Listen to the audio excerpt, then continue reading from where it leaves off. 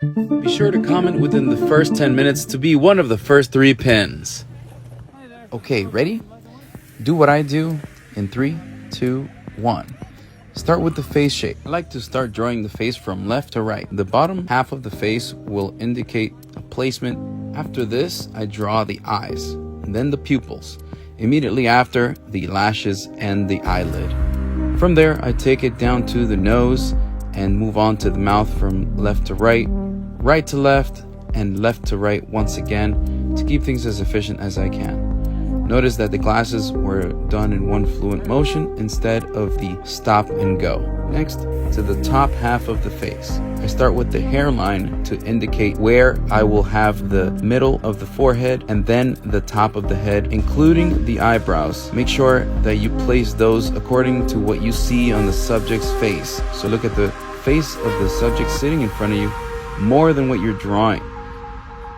It is a good rule of thumb not to draw the full bottom of the hair so that you can place the body in there.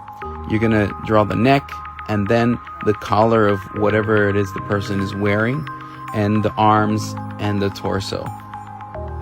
To be honest, it is not necessary to draw the full torso or even the brand name of the clothing that they're wearing. However, it really does help to keep things more like the person, since they went out of their way to wear something that they like. People really appreciate when you include that in there. After that, we move on to the color.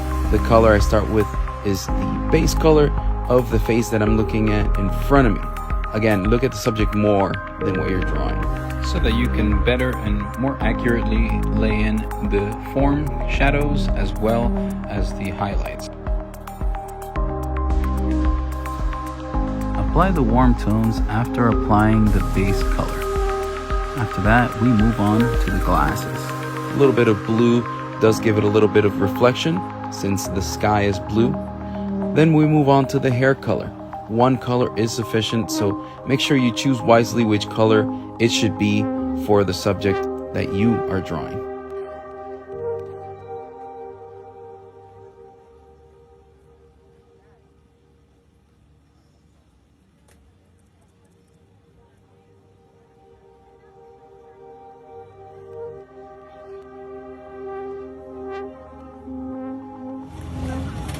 Alright, go ahead and switch.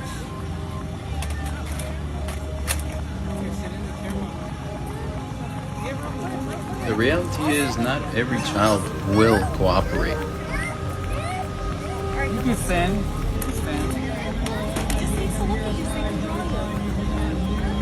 As you can see, this subject was not in front of me, so sometimes you have to compromise.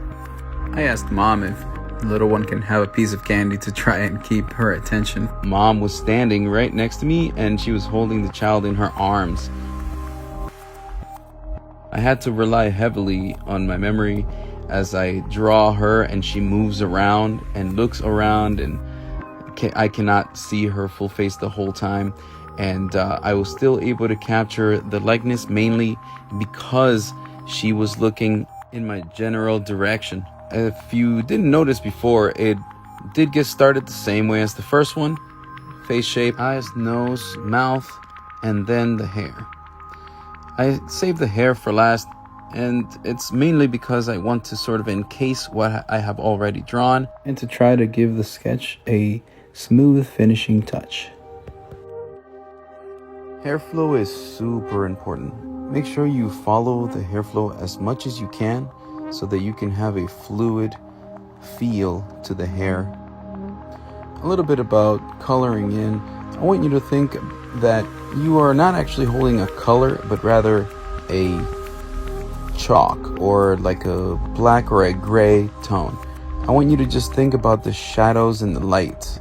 You're going to enclose the shadows wherever the light wouldn't hit, and that way you can capture the forms. So really look at the forms.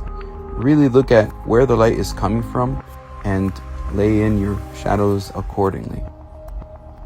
When coloring the hair, the best thing to do is to hold the color stick on its side so that you can cover the most area possible. You're going to go downward and upward laying in color. This will allow you to finish up your coloring much faster. As you're doing this, you are still thinking about color and form at the same time so that you can still capture the lighting as it hits the hair and where the reflections highlights are coming from. And whenever possible, yeah, sure, use both hands to color pattern, texture. A little bit of color in the background does make a huge difference in bringing focus to the faces. Try this and tell me what you think in the comments below. Be sure to check out these other cool videos in the series for more tips and tricks on drawing. Thank you, and until next time. Actually, you know what? For those of you who stuck around till the end of the video, I'm going to extend a special thank you in the form of a discount. I will give you a code called Video Trooper for being awesome, for sticking around. Thank you so much. Video Trooper will get you 20% off your next drawing, digital or traditional. Much love, and until next time.